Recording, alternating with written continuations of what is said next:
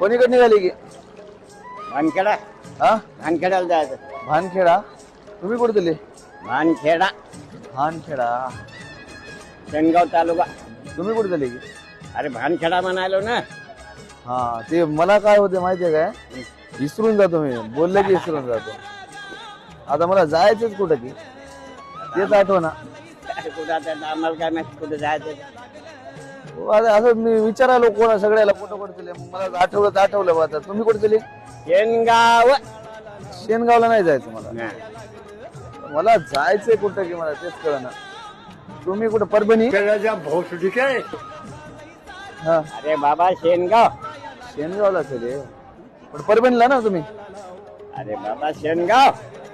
शेनगाव लक्षात काऊन राहिना की ही हिंगोली आहे. ही हिंगोली आहे का? हा.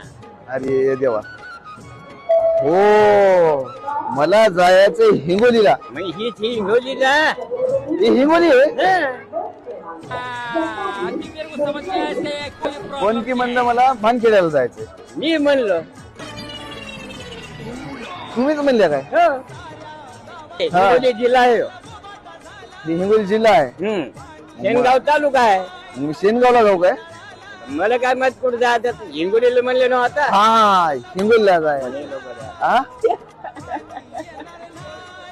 अरे बाबा बघ हे हिंगोली जैन बघ आता कुठं जायचं तर तू आकारात जाय.